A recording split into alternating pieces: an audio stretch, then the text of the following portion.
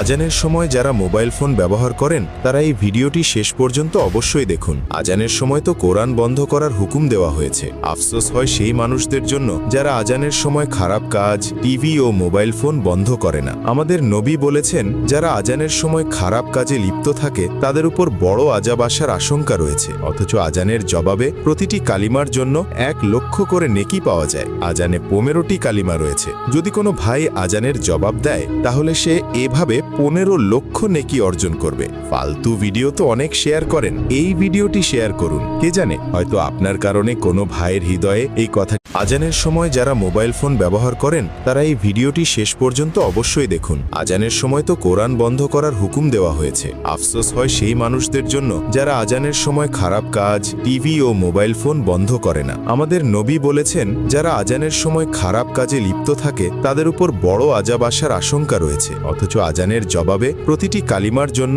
1 লক্ষ করে নেকি পাওয়া যায়। আজানে 15টি কালিমা রয়েছে। যদি কোনো ভাই আজানের জবাব দেয় তাহলে সে এভাবে 15 লক্ষ নেকি অর্জন করবে। ফালতু ভিডিও তো অনেক শেয়ার করেন, এই ভিডিওটি শেয়ার করুন। কে জানে, হয়তো আপনার কারণে কোনো ভাইয়ের হৃদয়ে এই কথা।